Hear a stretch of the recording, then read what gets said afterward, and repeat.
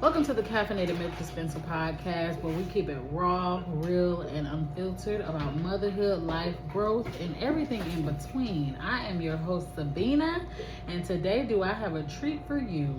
Today's episode is a powerful one because I'm joined by author Tamia Green, the voice behind the book Ain't That Some Shit. I had the pleasure of doing a phone interview.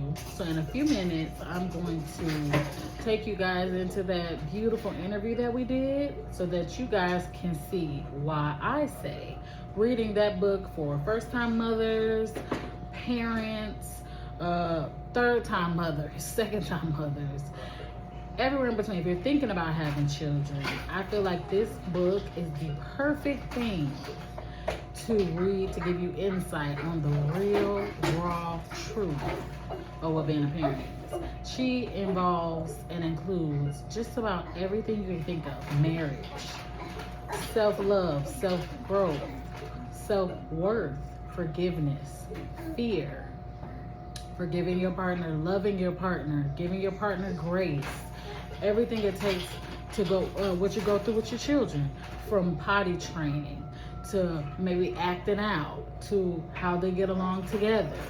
So here we go.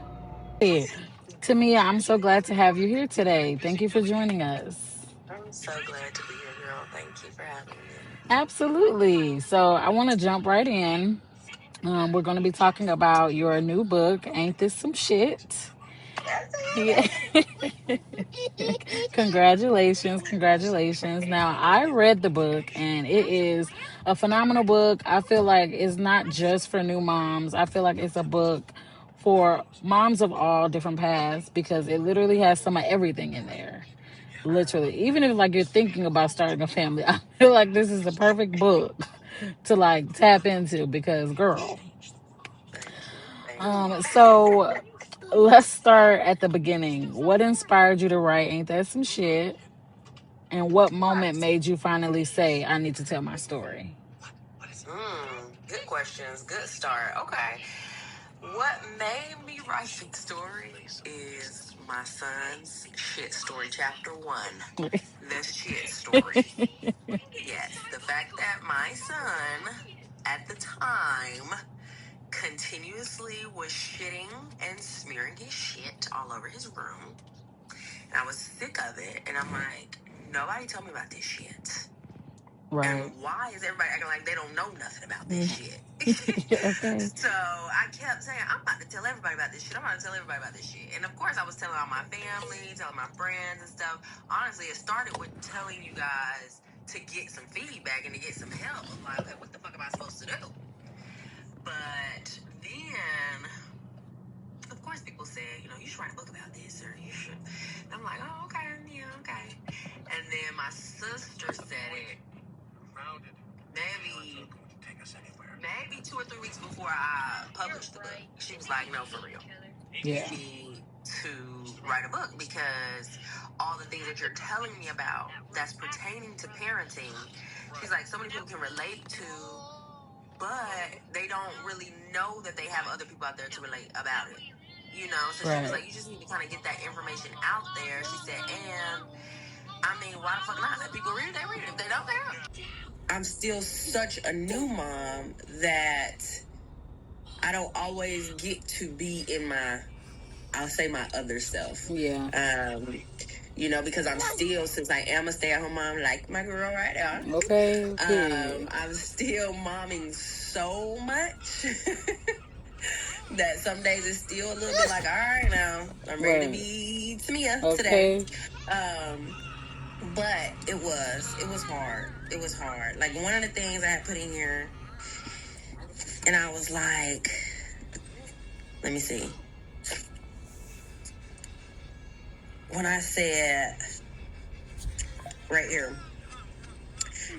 I had said, okay, how do you rediscover yourself when your life revolves around nap schedules, feedings, and tiny humans who need you for literally everything? And I had said, I stopped waiting for free time because honestly, that shit doesn't magically appear. So I carved it out every single day. When I was in the newborn stage, my thing was a shower. I didn't care if it was midnight. I didn't care if I was exhausted. I was taking that shower. Okay, that shower was mine. Okay. For me, in that shower, baby, tears. A lot of times, I felt like I was just washing the day physically, but I was washing the day emotionally as well, you know, and just being able to decompress, being able to have my own space and my own moment and my own just body for just a little bit, you know. And that was the newborn stage. That now that I'm the toddler stage, I had to find another way, because now my showers are, you know, sometimes someone might be in my shower with me. They love to be in that bathroom. Yes. So, you know, finding stuff like that. I also mentioned in there, I don't know exactly, I think it was that same chapter, but about me changing my hair color and stuff. I kept changing my hair color, and I remember my mom was one of them. How many times are you going to dye your hair? I said, as many times as I like. Okay. If it's 100 times, you're going to enjoy these 100 flavors of me. Yeah, because this right now, at the time, I'm like, this is the only thing I can control. Yeah. This is the only thing I can keep changing. This is the only thing that I can do that's just for me. I'm trying to find the perfect color that I want, and I can keep fucking around until I find it. Yeah. And I did. I found it. It was this color. Okay. And that color didn't last long, because you see it faded to this color. But I like it here too. Yeah. So, but that red is definitely your color cousin. Thank yes, it you, is. girl. That was yes, it is. And the blonde is bomb as well. Thank you, girl. Thank you. But I like being able to do different things now. I feel like now that we are the adults, who is to tell us that we can't do shit? We already have little humans telling us we can't do shit. Hell, they be trying to tell you when you can't talk. They be trying to tell you, they trying to take your covers and take your shit. What can I do? I'll dye my hair. Don't worry about it. Okay. And I think I had a moment like that 2 nights ago. I was dog shit tired. Okay. Like, didn't even think I can keep my eyes open. And I was like, I really want to take a shower. I need to take a shower. It's already hard enough to find when I can take a shower, because my baby is such a light sleeper. You could move the wrong way and she's getting up. So, you know, at about midnight, I dragged my bones in that bathroom, and when the water just hit me, I just stood in there. Yes. And I just enjoyed it, because it's like I already got to keep the camera on to make sure I'm watching, to make sure nobody falls, nobody's up, nobody, you know. So I just enjoyed the little time I had. You know, I took a little longer shower again, because my showers be 5 minutes, okay? If you don't think you could wash your ass in 5 minutes, you can. You can, okay? Because I'm telling you, it's hard to take a shower when you have small children. Yes. But I definitely... And those things, like successful showers, don't they sometimes feel like little victories? Girl, like, I did it. I was clean. Yeah. like I don't smell like spit up and and must, you know. Yes. Girl, because, I mean, just about every day there's a stain on a shirt. Yeah. I'm in the same sweats for a day and a half, you know. So it's just like, hey. And sometimes it's a little, like, demoralizing, you know, because you're so focused on, I don't want to say so focused, but it's easy to focus on your own life. Yeah. You know, prior to kids. Oh, hell yeah. And I'm sorry, I'm not going into other questions and stuff. No, girl, you're good. Okay. Girl, I'm with you, okay? It's just, I still watch my Snapchat videos from back then. Girl. And you be like, yes, like, mama was lit. Mama was bad. Mama was, you know what I'm saying? Yeah. And mama could just get dressed when she wanted to and change when she wanted to and this, and that. And now it's like you said, I'm in the same pair of sweats. I got a spit up stain on me. And it just be so exhausting. And then it just seems like they not even appreciative. Okay. Okay. Never a thank you. Never. So it's really be like, bro, really you can hop up off of me. Okay. Listen, I feel you, cousin. I feel you. And yours are younger than mine. Girl. You know, so please believe, baby, it's coming. The good. Okay. Look, the sweatpants ain't gonna stop. Because even though I'm cute, I still got sweatpants on under here. Girl. But yes, I'm with you, girl. And I think that one thing that people can definitely take from that chapter is no matter how hard it gets, you cannot forget about yourself. Because if you forget about yourself, you're going to be resentful. You're going to be extra angry. You know, you're going to, and you're going to internalize it. Because, unfortunately, you know, we love the men that we're with, and we love men, okay? But they do not get it. And I had to, like, literally program my brain to understand. He doesn't understand. He did not birth a child. He did not gain any weight. His mind isn't even wired like a woman's. He doesn't get it. And trying to get him to understand it. So frustrating. In some conversations, it just sounds like I'm complaining. Mm-hmm. And then it's like, it frustrates you to a point where it's just like, it's not even worth explaining. Like, just forget it. So I had to find ways to show him what I meant versus explaining. Like, just leaving the house and leaving the children with him. Like, oh, you're going to understand how they can tear a house up in 5 minutes. You live it.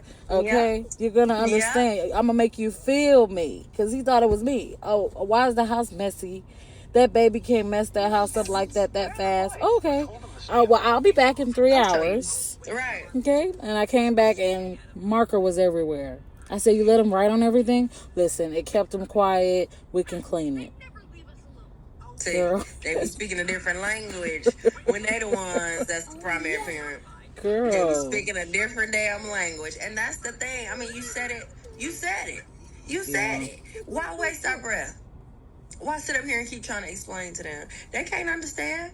And we have to be like, that's fair. Because even before we had kids, and we're women, we couldn't understand. Yeah. So, okay. you know, they ain't as bright as us. Okay. They damn sure can't understand. Okay. Look, no offense, fellas, but I think both sexes think that. You know, they think we're helpless and we, you know, can't really do nothing unless we have a man, and we think they just Yeah. And like you said, though, even with the, you know, the weight gain and look, we mentioned that in the book too, didn't we? These partners and just, you know, how they do not gain the weight. Their brains do not change like ours. Exactly. I mean, just as simple as when the babies cry. Yeah.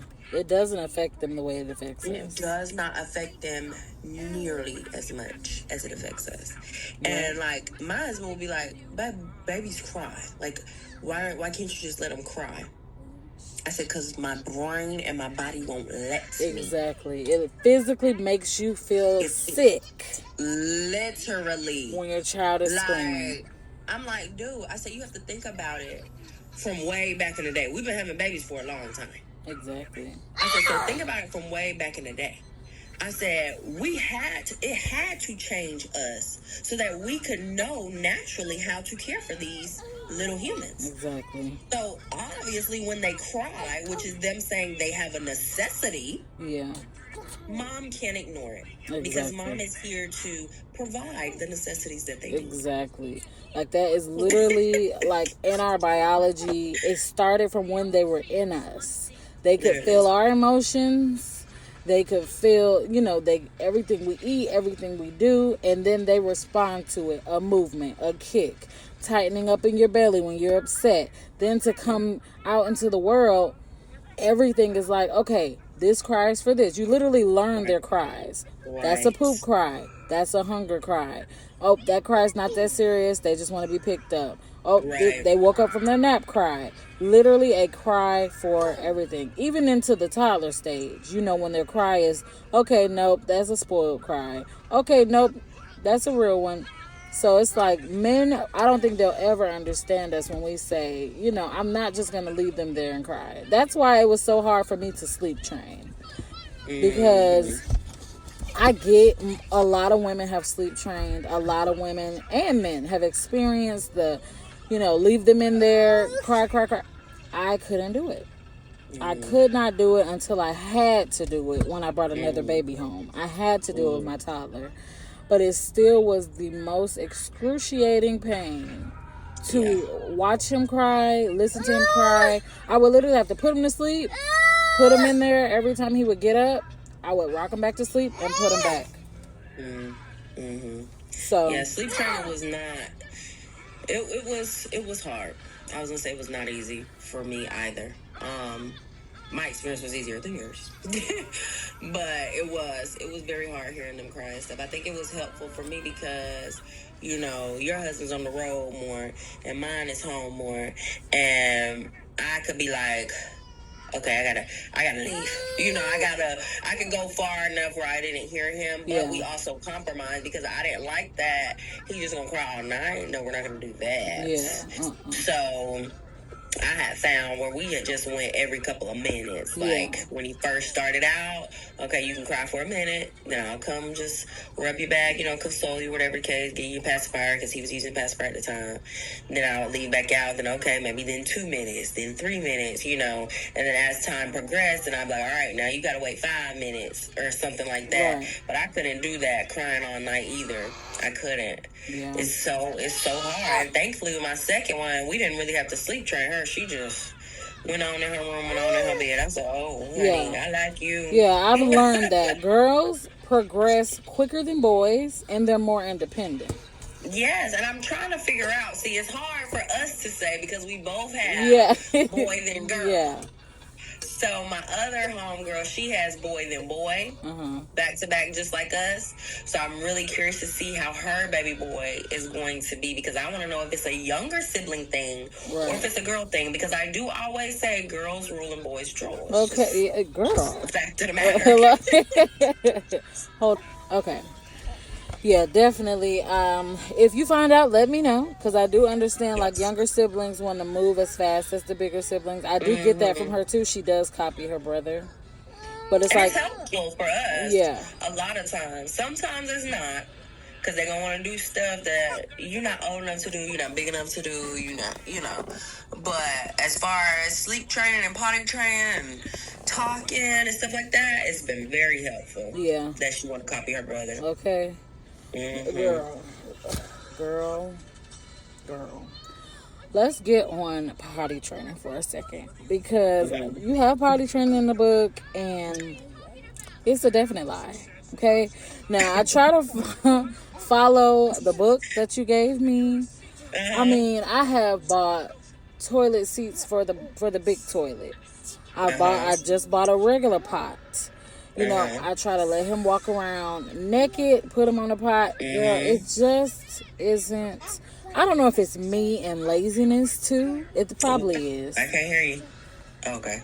I don't know if it's like me and it's probably laziness on my part as well, because I be so tired. I be so tired, and maybe if I had my husband's help, like maybe I should start like doing it harder on the weekends when he's home, because during the day it's like chaos. But it's like he doesn't want to go on the potty. Like when he does, it's a celebration, so rewarding. Oh my gosh, yay, you used the potty. But when it comes to like pooping, he will hold it until I put him back in a pull-up, and then he'll release it. And I'm like, we sat on the toilet for 2 hours. I cut his show on. I give him a snack. I sit him in the bathroom with me on the toilet. But you don't want to do all that, cousin. No. You don't want to do all that. No. Because first of all, what you don't want to do is start some shit that then you're going to have to train him differently. You know what I'm saying? You don't want him to think that I can just watch TV on the toilet, I eat on the toilet, like, the toilet is not the couch. Right. We're not doing the same thing on the toilet we do on the couch. We go to the toilet, we handle our business, and we keep it pushing. Right. So, more so of not you're getting what you want on the potty, But once you handle business, then you get what you want. Okay. That makes a lot of sense. Yes, and him sitting there for a long period of time. I didn't do that with my kids either. We ain't sitting here all day because they get antsy, they get irritable. I get antsy, I get irritable. Then I'm like really kind of trying to rush you. Like, can you come the fuck on? Because I have other shit to do. Right. And so do you. I got other kids and, so, I say I recommend, and even I put in the book, this is what I tried and it worked for us, is that, and yes, I agree when your husband is home, to really go harder, because he can be, focusing on, do I say their names? Yeah, you can. They're on my social media. Okay. He can be focusing on Nusayba and Muhammad while you are focused on Hussein. Right. Again, with I like the naked thing. We did naked and or underwear. Right. Naked, walking around and stuff, but keeping an eye on him, letting him know, hey, make sure you tell mommy we have to go potty. Make sure you tell mommy we have to go potty. Because then he feels like he's in control, too. Okay. I can tell her when I have to go to the potty. Okay. And then he's not going to tell you in the beginning, of course. So then as he starts peeing on the floor, you interrupt him. Oh, no. We pick him up. We take him to the potty. Right. Okay. We pee on the potty. Once you sit him on the potty, he already peeing. All he can do is finish. Right. So he gonna finish in the potty. You go, oh yeah, that's my boy. All your, praises and stuff, whatever kind of surprise, treat, whatever you want to give him in celebration, and we keep going. Yeah. Okay, I can try that. I can definitely try that. Because, girl, reading in the book, like, it's definitely going to be different, like, when she starts to, because you have me scared. When you said, how am I going to hold a girl over this toilet? Then I put it down, I'm trying to wrap the toilet in tissue, and she's touching everything. Like, please stop touching all this dirty shit. Girl, I was cracking up, because I'm like, I know you're OCD about being clean, about touching everything, germs, and a toddler is going, oh, what's this? Oh, what's that? Oh, what's this brown thing on the wall? Oh, what? Girl, I was cracking up. I said, oh my God. I feel like that's been the worst part of potty training. Like, at home, cool. Even, like, I put in there, too, that I don't like. I felt like I was just going from cleaning up piece of shit from a diaper to cleaning up piece of shit all over the floor and toilets. And I'm like, it's ridiculous. Yes. And that was rough. But going out in public to do it? Awful. Oh my God. I don't even and like like I said, I public. found like toilet covers that you could just sit it on the toilet. I mean, I remember we just went on a cruise and I took Lonnie, my little girl, to the bathroom. When I tell you, it was disgusting. It was a unisex, one stall bathroom. And you go in there, first of all, it was pee all over the floor around the toilet. It was pee on the toilet seat. The toilet seat was broken. So I'm like, oh my God. Oh my God. And then you can't move bathrooms right. With a 1-year-old, that's the bathroom you got. If you made it there, that's the one. Oh my God. This is the one I have. So now I'm like, okay, what the fuck are we going to do? So, and I'm trying to rush because she's still only one. So I don't know how long she's been holding it or whatever the case. So I pull her clothes down. So girl, here I go. I tried to hold her like this over the toilet. She started peeing. It was coming to me. And so I'm like, oh, wait. Girl, then you trying to be like effing. You just try to quickly wipe the toilet and you just have to sit her on there so she can just get it out. And then girl, once I was done with that, after I felt so damn disgusted, I had to sit my baby girl on that nasty ass toilet seat. They didn't have no soap. They didn't have no paper towels, no nothing. So then I come out of there. And there was like a little sink area over to the right. Girl, I took my girl to that sink area. I was soaping up that paper towels. I was cleaning my girl's legs. I was lifting up her little shorts and washing her little booty cheeks and her shoes. It was just, stuff you just don't even think about. Stuff you just don't even... I mean, who tells you that's a part of the potty training journey? Exactly. I was happy I got the girl out of the pull-ups. Yeah.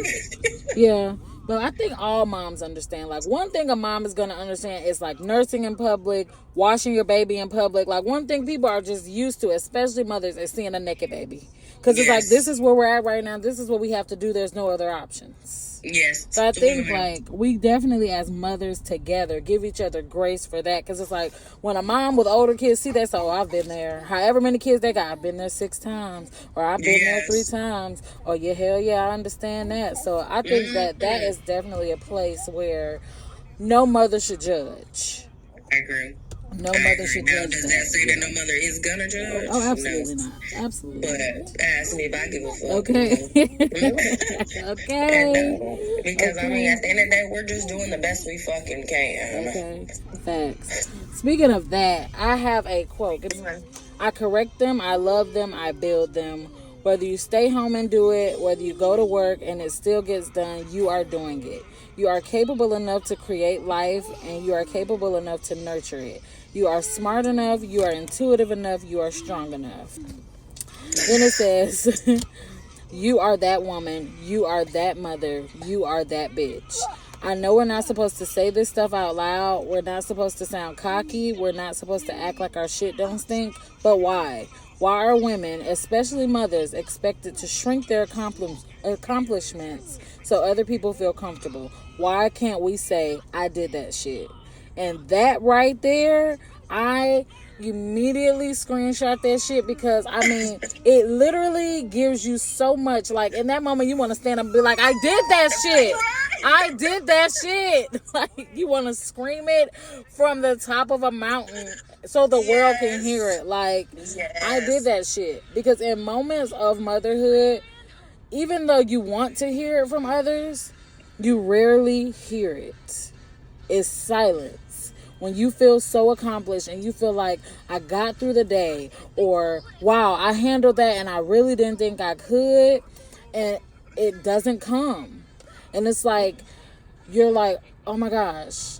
You feel sad. You're like, okay, I'm not even being appreciated. Nobody appreciates me. It's like, at the end of the day, you have to give yourself that validation. Because somewhere along the lines, unfortunately, in history, someone made women feel like they could not speak up. They could not say the things they needed to say. And motherhood just became something on the back burner, where moms feel like, you know, they don't get that special treatment that they deserve. Like, everybody comes from a fucking mother. Damn right. Everybody was raised by a mother. Everybody loves their fucking mother. So it's like, why is a mom something to be so nonchalant about?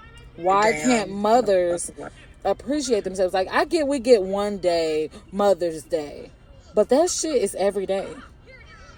Every day. And we get the same amount of days that the daddy get. Okay. Mother's Day, Father's Day. Okay, and some daddies, I mean, I know some moms choose not to be moms as well, but rarely. But some dads, you know, they can be there or they don't have to be. They don't have to be. Okay, dads go out and work. Dads go out and do this. Dads take guys trips. Dads do what they feel like doing. And they pitch in if they're a considerate father. And the thing is, though, from the jump, the first damn 10 months is all mama. Yeah. Daddy can't do shit, even if he want to. I mean, of course, yes, you can go get my craving, or you can rub my back or something. Thank you. I appreciate you. I love you. However, mama is doing it all. For those first 10 months. Mama is doing it all when she's pushing you out. Mama is doing it all when she's nursing. Mama, you know what I'm saying? Yeah. So, I don't know why. Like you said, somewhere in the history, they started to act like being a mom was just, oh, okay, yeah, you're a mom. No, bitch, I am a mom. Okay. I am that mom. Okay, not everybody can do that. Let's start with, no man can do it. Hello. And then, unfortunately, some women can't do it. Hello. It's hard. Not everybody can conceive a child. Not everybody can carry a child. Not everybody can have a healthy child. And I was able to do all of that. Yeah. And now I am actively and trying to do it the best. Exactly. You know, raising you? What? I'm going to give myself my motherfucking flowers if don't nobody else do it. Because honestly and sadly, even when you look at both parents, when the daddy does something, oh, everybody's like, oh my God, look at great that father. Look at that father. Right. When the mama do it, It's expected. That's what a mama's supposed to do. It's expected. It's expected. Like, yes, good woman, you're doing what you're supposed to do. You're doing what you're supposed to do. Like, and a lot of times, too, even in my family, and I don't think they do it intentionally or with any malice, of course, but they always tell they always tell me how good of a husband I have, how good of a father he is, and, he helps you so much with the kids. He does so good with the kids. But I don't be hearing them say that shit to him about me. Okay. And not to say, because he's a phenomenal father. I mentioned him in the book as well. He is a phenomenal father, and I could not be the mother that I am without him being the father that he is. Right. Wholeheartedly believe that. Yeah. And I think that my family is so right when they tell me how good of a father he is and stuff. Sometimes you need to hear that, because sometimes he's still a man. Okay. He's still a man. Okay. Who says man shit? Right. So sometimes you do need to hear that, but you can say it both ways, family. You know what I'm saying? Yeah. I'll definitely make sure I key in on that next time I see him. Like, you have a wonderful wife, cousin. Because they can forget too. You know what I'm saying? He doesn't have, excuse me, thankfully, he does not have any other children, any other baby mothers. Yeah. So he does not know what a bad baby mother would look like. Girl. He don't know what bad parenting would look like. He doesn't know what an absentee mom or, he don't know that. He know what he got. Right. So he used to it. He like, hey, that's my wife. That's what she do. That's what she, And sometimes I have to tell him, like on my son's birthday yesterday. Or you popped up. Because I'm about to tell it. Okay. On my son's birthday yesterday, me and my husband sitting on the bench. And I looked at him and I said, thank you for giving me this wonderful son 3 years ago. And he looked at me and he said, you're welcome. And I said, that was your line. You're welcome. Okay. Yeah, I know that's right. We ain't about to go through my baby birthday. You ain't gonna thank me for pushing this big headed baby out. Hello. And I'm not gonna get mad that you didn't thank me. I'm just gonna make you. Okay. Okay. Because girl, it is tough. It's tough. And they just don't even understand. It's like, you took a shower today, right? You brushed your teeth. You ate what you wanted. You went where you wanted. And at any moment, did you say, let me grab a diaper bag. Let me grab extra diapers. Let me grab some clothes. Let me get the kids dressed. Let me make sure that there's no mess I have to clean up after them. Let me get snacks together. Let me put them in the car. Let me strap them in. I said, did you think about any of that? Cousin. Pause that. Because you going too far. Right? You going too far. When he ate, did he even have anybody else in his plate? Okay. Did he have to share it? Okay. Did it get cold while he was waiting to eat it? Okay. Did any of that happen? Okay. I'm always eating cold dinner. Okay. Because at that point, I don't even feel like warming it up after I fought at their dinner time. They want to eat your food is the best. Mom's food is the best. My plate is nothing like mom's. It's the same food, but mom's theirs may even be a little better because they got a little extra stuff on there.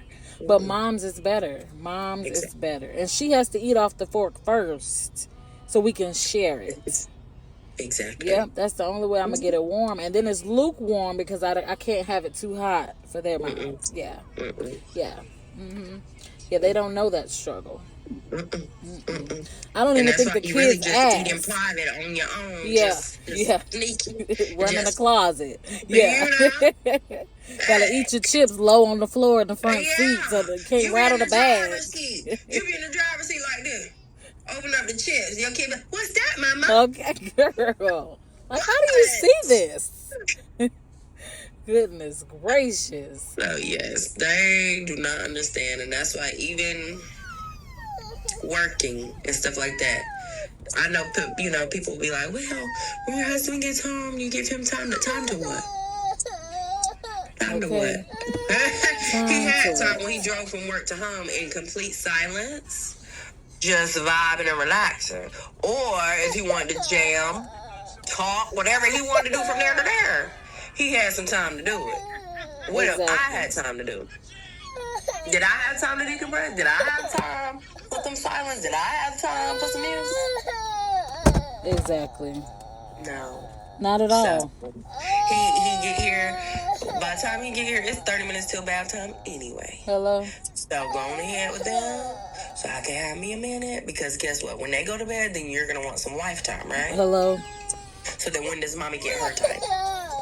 Exactly. And well, mommy, when does Tamia get Tamia's time? You know what I'm saying? And, I'm making it. I'm being intentional. Just like I said earlier with that shower to the newborn phase. Oh, baby, it's going to be intentional. Here you go, Dada. Here you go. I don't even be asking no more. Here you go. I'm about to go over here. I'm about to go do this. I'm about to go do that. Because I'm not asking. They're your kids. Yeah, I had to stop asking too. Like, these are your children. I'll be back. I'm asking. Yeah, I'm not coming back when you want me to. I'm Right. Don't call me. Yeah. And it's funny too, because he be asking, hey, baby, you cool if I go take a shower? Go on ahead. Okay? Go on ahead. That's cool with me. Because they know it's like, don't not do something and then wonder why I have an attitude later. Because it's like, do you see me fighting 3 kids at one time? Right. Do you see me, in the thick of it? Do you see how dirty I look? Like, I had to tell my husband, stop coming in off the road and just jumping in the shower and relaxing.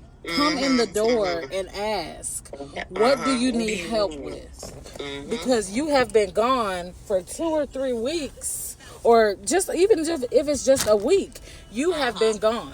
It has been me by myself, no babysitters, no breaks. I'm not even bathed by the time you get here. Do you see how dirty I look? Ask me if I want to take a shower. Okay, don't come. And the thing is, don't you think I want to be fine when you get home? Okay. Don't you think I want to be clean?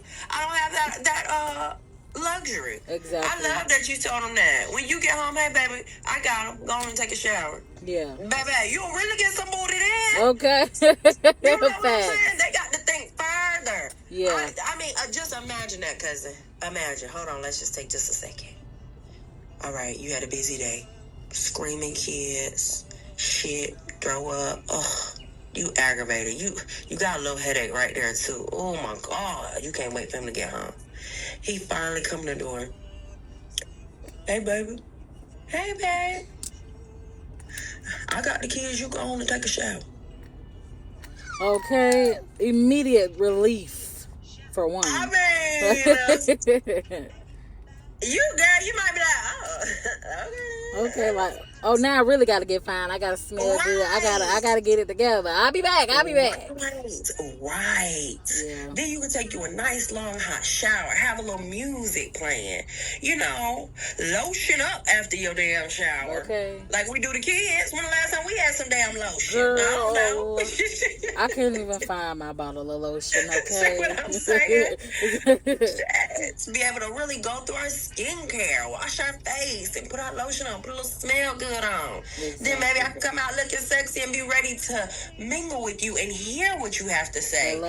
And be wanting to fuck you. Yeah.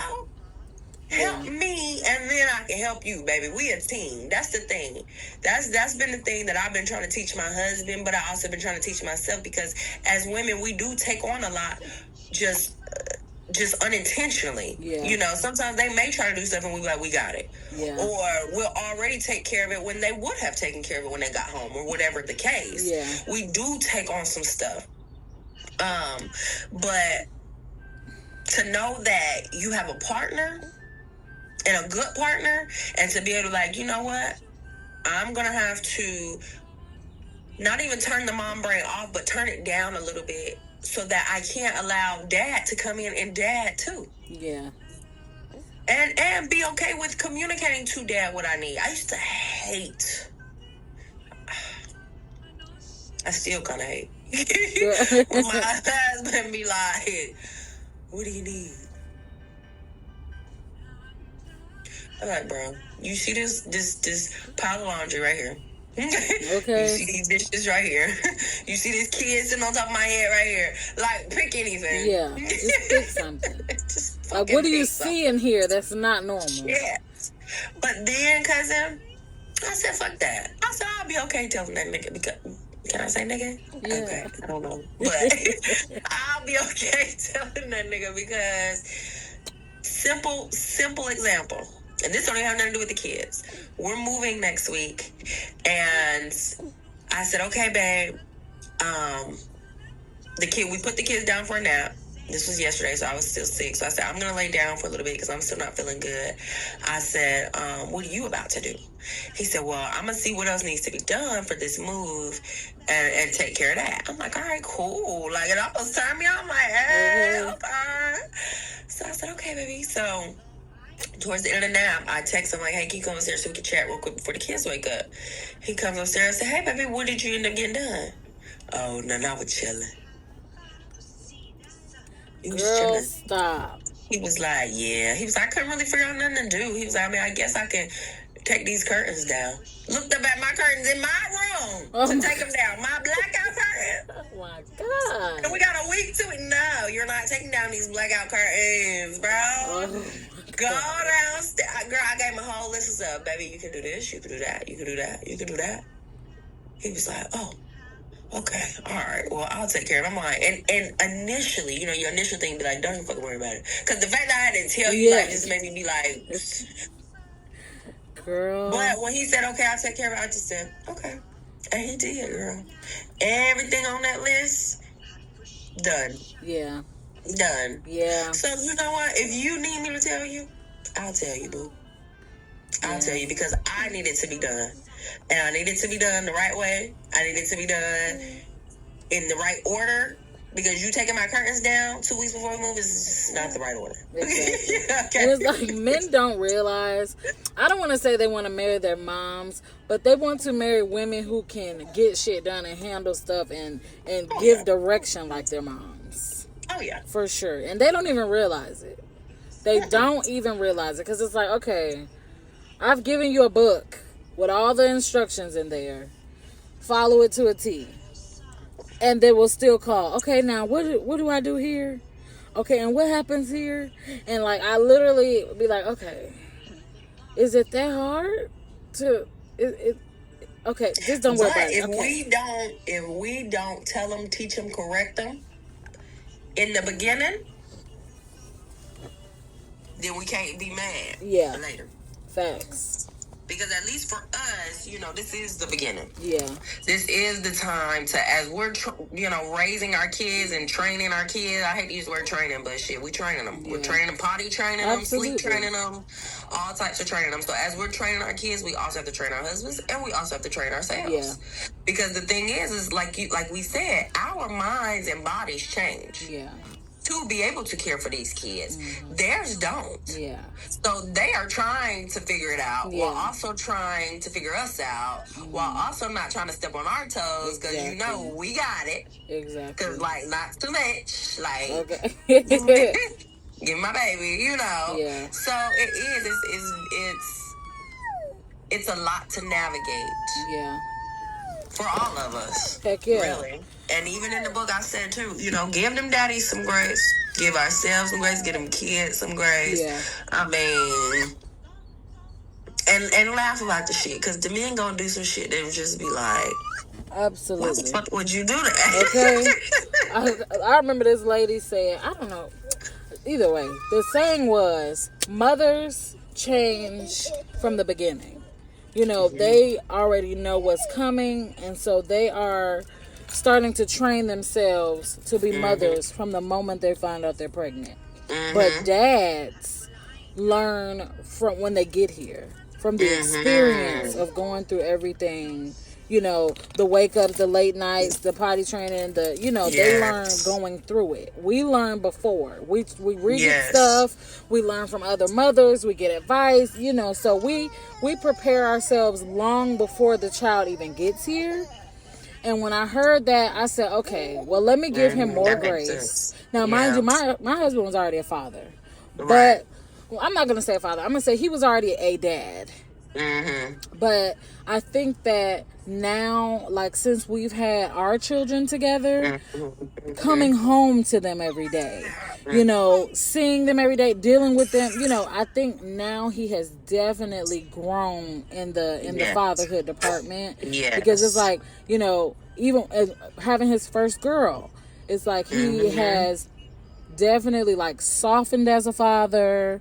You know, he says things I've never heard. He kisses her, and you know, cause he. And then it's so great seeing him in that state. Yes, it's like, okay, so you're learning, you're grasping what I needed you to grasp.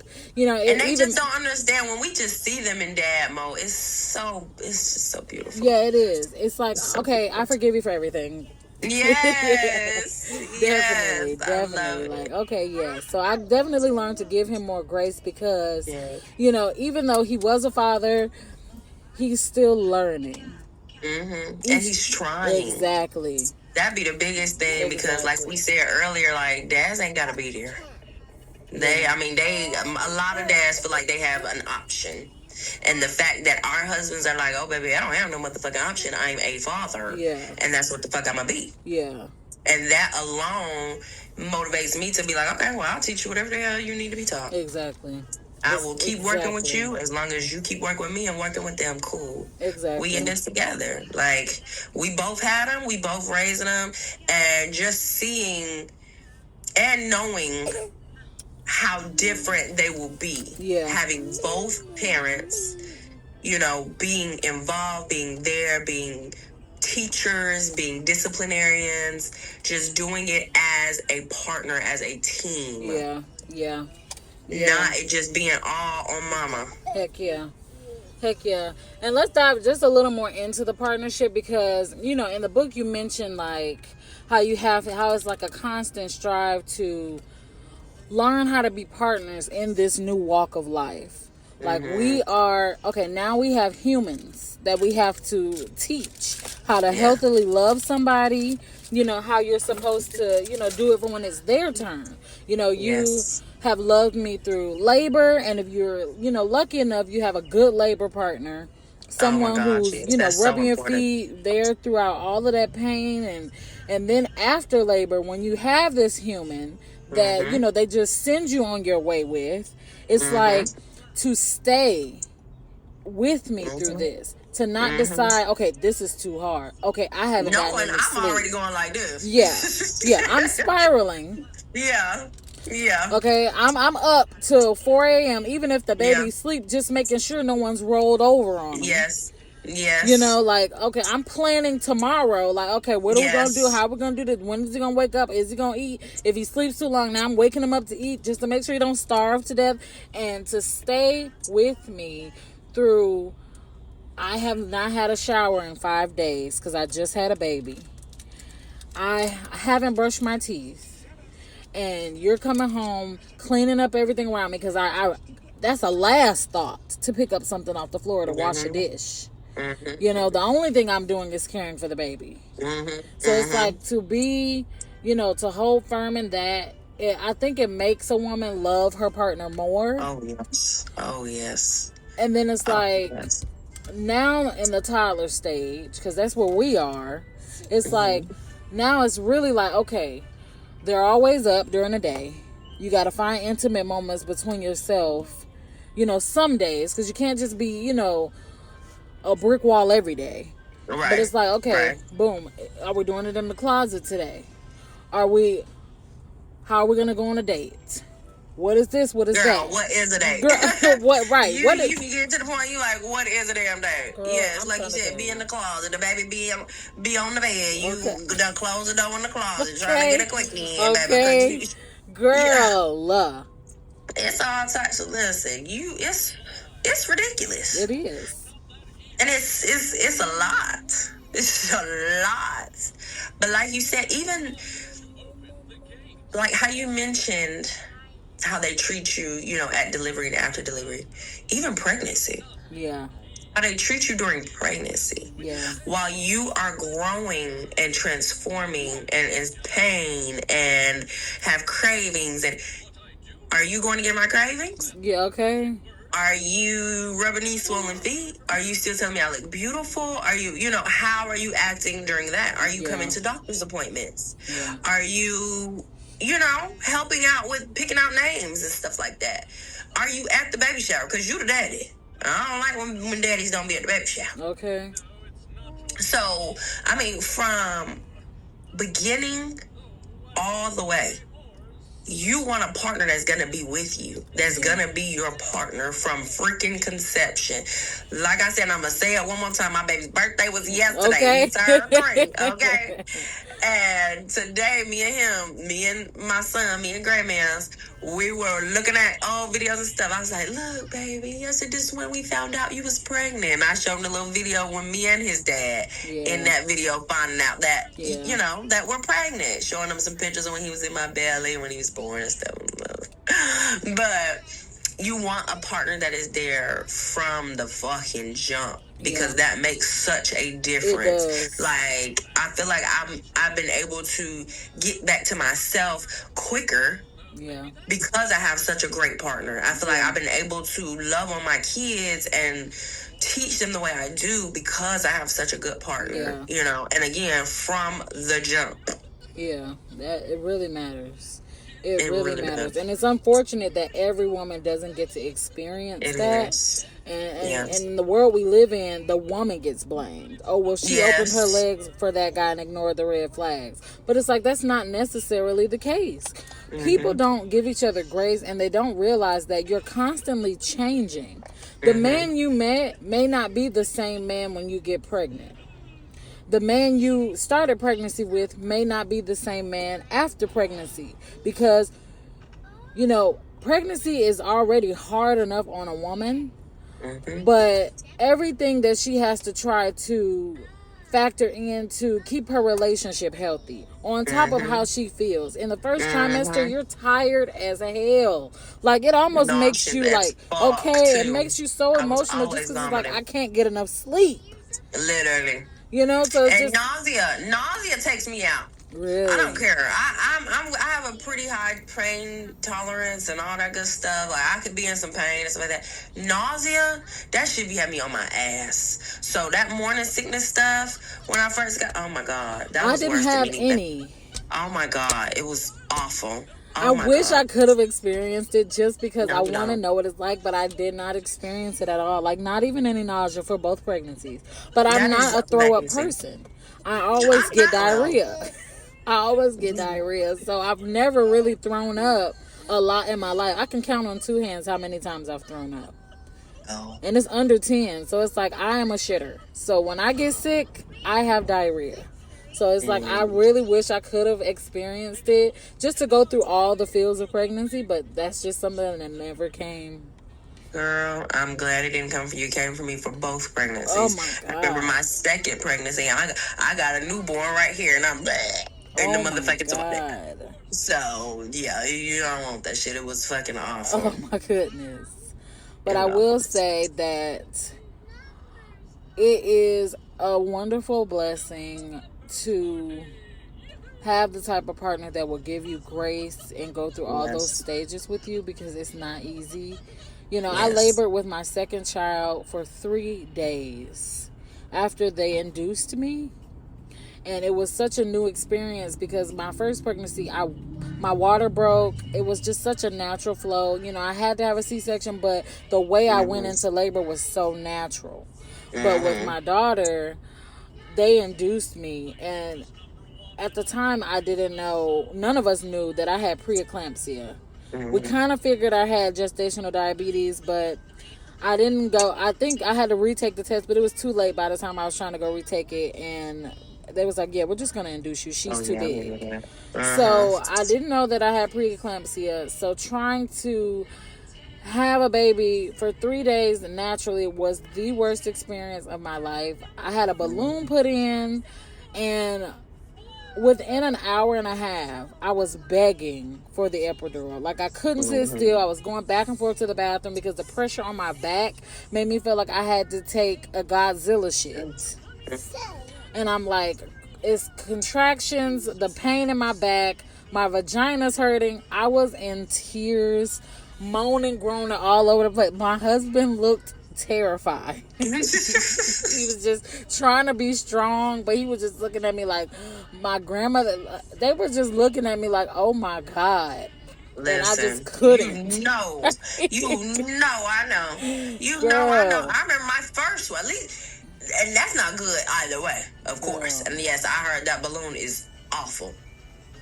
The good thing is, that was at least your second.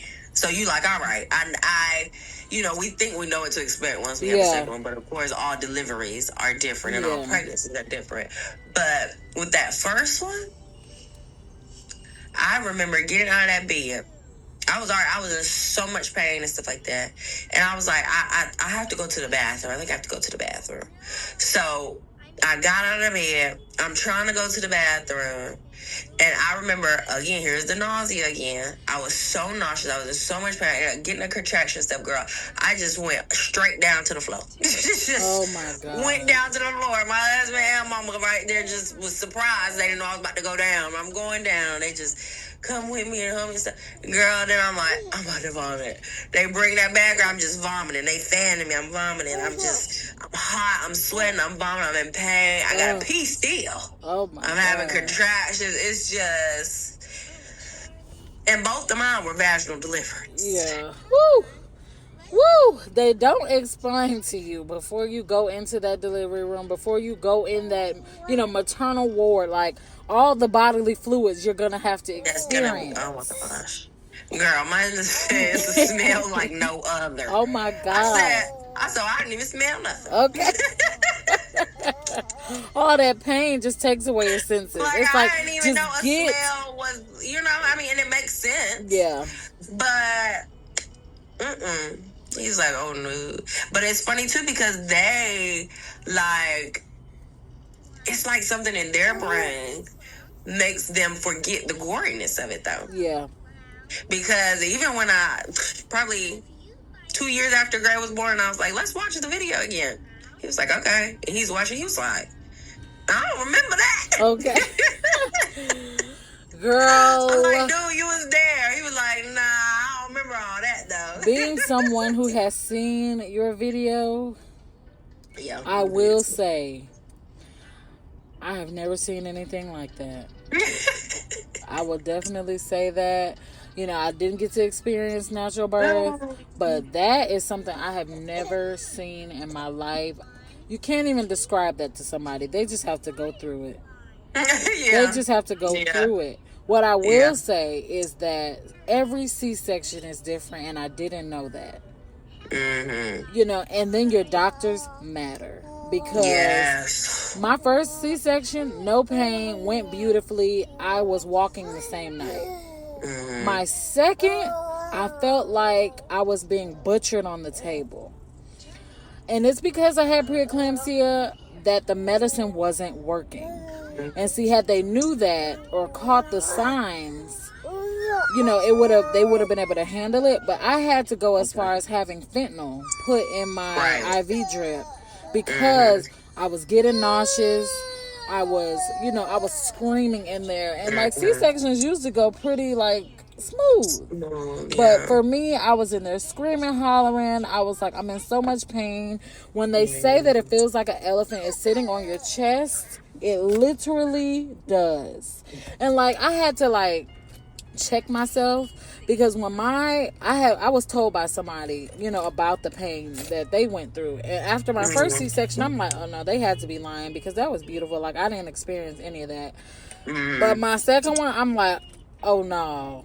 I'm glad I never said nothing to this person about that because she wasn't fucking lying. Mm-hmm. Because you said, every experience is different. I can still feel just from your two experiences, could you imagine all the different experiences on here? Yeah.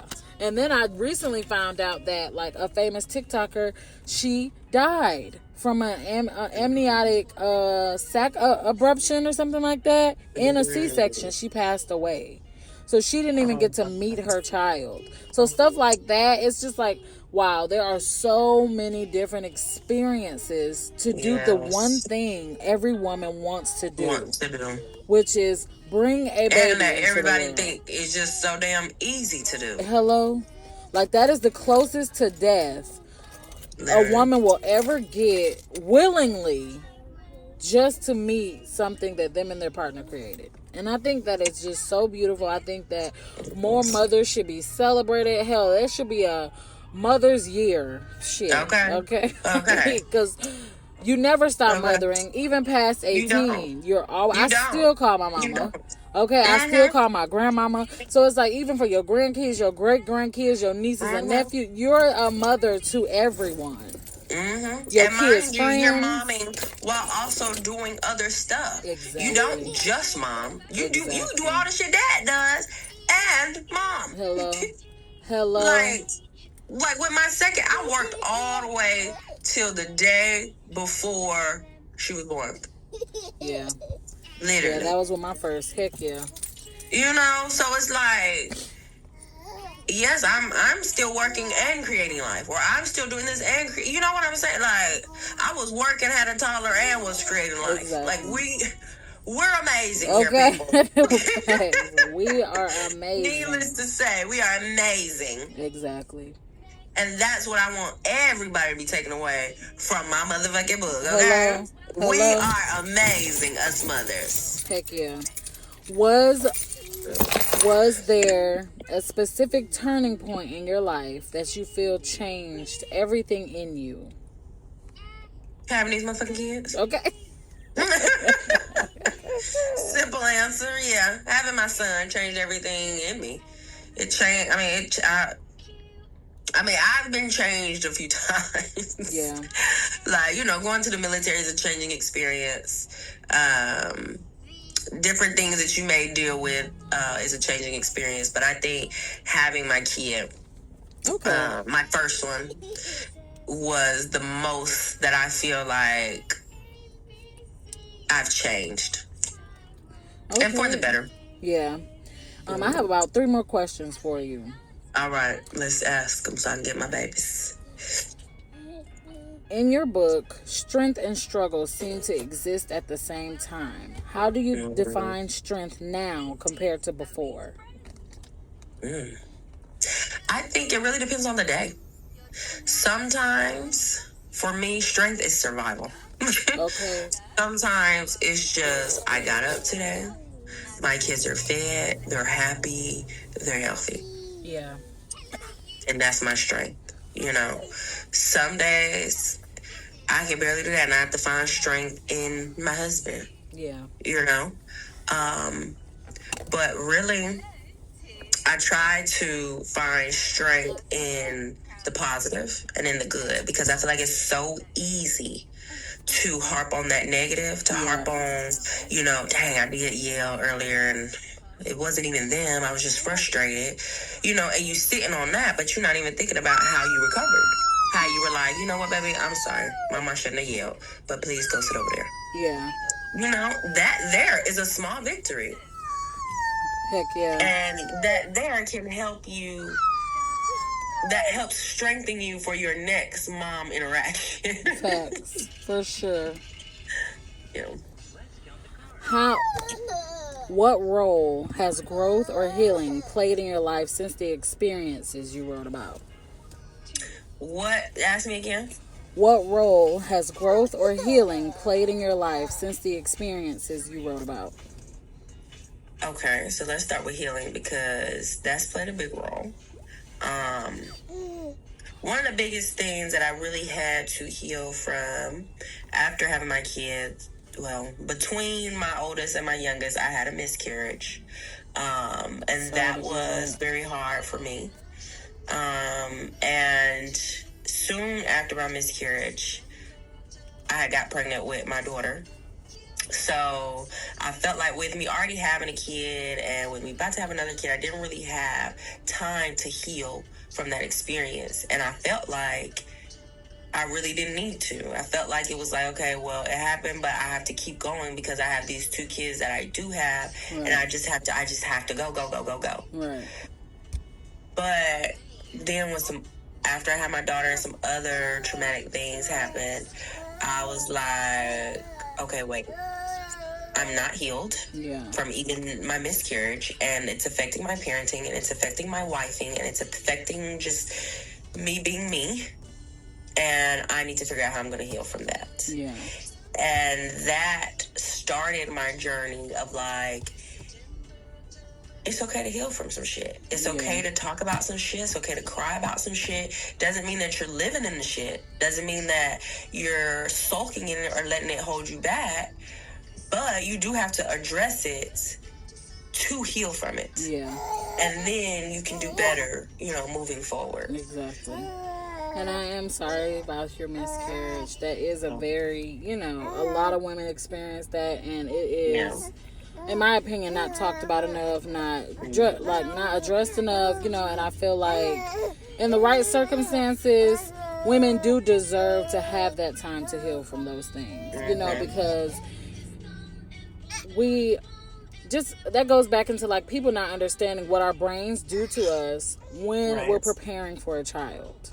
Right. It's like, especially if you already have a kid, because now you know what it's like to love that baby through anything. So it's like to prepare yourself. Okay, I'm about to have another one, and then unfortunately that baby passes. It's like, I can only imagine that, so many women blame themselves first.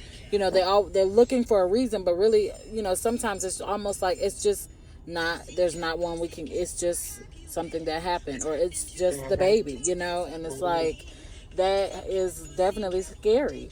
Because I remember, like, my son, I was put on bed rest because they told me that it was something called a threatened miscarriage. Meaning, like, if I kept doing strenuous things, I was going to definitely have one. So they told me, like, don't work, just stay in bed as much as possible. Don't do anything, at least till we can get you to 13 weeks. And I remember coming out of there just thinking, like, I'm going to kill my baby. I'm doing too much. Like, I need to, like, I just was so sad because I was so excited. Like, once I finally let myself be excited because I was so flabbergasted that I got pregnant, I'm like, oh my God, I got my hopes up and it might not happen. So it's like, I can only imagine. It's a very lonely experience. Yeah, I can imagine that. Because even like when you said, oh my gosh, I have to sit down or I'm going to kill my baby. Like, the dad does not have to think that. Yeah. And even with the miscarriage, of course it was my husband and I's baby, but he already had a baby because we had our first, there. He didn't feel it. It's not like I got big for him to really build a relationship or a bond or anything like that. It was just like, it was almost like, never mind. Yeah. No, we're not. Yeah. But for me, it wasn't that. Yeah. It was way more than that. It was, literally to feel that coming out of your body. That's something else they don't experience. They will never know what that's like. Exactly.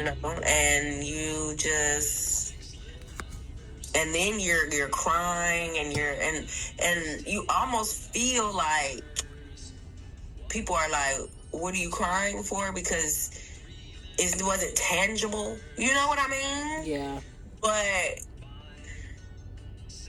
they won't understand. Yeah. They won't understand. And sadly, after that experience, I learned a lot more people have had miscarriages than you even realize. Yeah. And just a lot of people don't like talking about it. Yeah. Yeah. Well, hopefully, as life progresses and, people become more aware of things and people fight for more things for women, hopefully that is something that more people do educate themselves on and more people do, try to become more understanding about, because it's real, it's not going anywhere, and it will literally be here till the end of time. So hopefully, people take away from even this and try to be better, especially those women who have never been through it, men who have women going through it. Just take away that, give someone grace, give yourself grace, take the time to heal from certain situations before jumping into others. Absolutely. And just, take as much time as you need, because you'll only come out better. Yeah, so definitely. Yes. So, in a lighter note, on a lighter note, what is the next thing for you after this book? Are there more stories, projects, or goals you feel called toward? That's a great question. I don't know. Simple answer. I don't know. I think that sometimes I learned in writing this book and in being a mom is that I'm not trying to plan too far in the future, because then it'll stress me out, and then it's like I feel like I have to do it and stuff, when right now my focus is my kids. And like I said, we're moving next week, so I'm trying to get moved and love on my kids and keep raising my kids. Of course, they're still going to do some crazy ass shit, which I'm sure is probably going to make me have an ain't this some shit too. Okay. But in the meantime, in between time, I will be parenting. I will be writing down, or at least remembering, some of the crazy shit they're going to be doing. And then possibly in the future, we could have a second book. Okay. Because like you said in the book, it's all a part of finding out who the fuck you are besides mom. Yes. You try shit over and over and over again. You find your niches, you find the things that don't stick, and it just makes you a more educated person. It makes you a happier person. Like, I did that. I may not have liked it, but I did that shit. That part. So I definitely think that that's beautiful. I don't know is the perfect answer for that, because it's just like, you never know. You never know. These kids come into the world and they tell you who they are. Exactly. And you have to go with that. And it's like, okay, well, now I have to form myself to fit around your schedule, because it's never going to be a set schedule like you plan with children, especially multiple children with different personalities. Exactly. It's like, yeah, y'all siblings, but y'all are completely different in certain ways. It's like, wow. Yes. So I definitely think that is something that I look forward to if there ever is another. I definitely look forward to that read, because this read was phenomenal. It was amazing. It really made me feel all the feels. I laughed. I wanted to cry. I looked at my kids and I pouted. I thought about my husband. I forgave myself in certain things. So I really say that, to any watchers, any listeners, go get Ain't This Some Shit, because I'm telling you, you will not be disappointed, and you will be craving more like I am. And I want to say thank you so much, Tamia, for sharing your story, your truth, and your voice with us today. This was powerful, real, and needed. Thank you, girl. Thank you for even having me, for taking the time to read it, taking the time to have me have this discussion and just get it out there. I am appreciative. I don't even think I'm really nobody, honey. You see in the first line, I said, I don't know who the fuck I think I am to be writing the book. My girl. So I appreciate you, and I appreciate you absolutely really reading it and enjoying it, because I did all those feels writing it. Cried writing it, laughed writing it.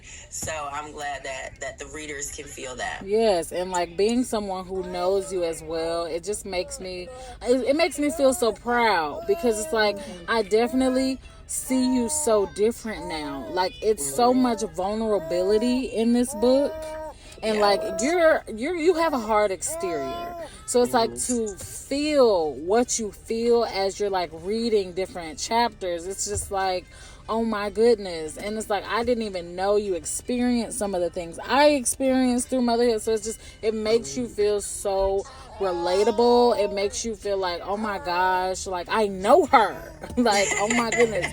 So it definitely is that book. It is. I don't think I've ever read a parenthood or a parenting book like this one. I really don't think I have. So, and I didn't want it to be like any other either. This was powerful, real, and needed for sure. I also want to say to everyone listening, if today's conversation resonated with you, make sure you go and get you a copy of Ain't That Some Shit. It is on Amazon, so you can get it on Amazon Kindle. You can get a hard copy as well. I do mine on my phone on Kindle because in the crazy of it all, it gives you the option to have the book read to you. If you can't just stop and read, you can listen to it. But definitely go grab you a copy. You will not regret it. It is a great, great, great book. And yeah, sit back, get your mom fuel, read it, listen to it. Just go get it. All right, I'm your host, Sabina, and I'll see you on the next episode. Bye.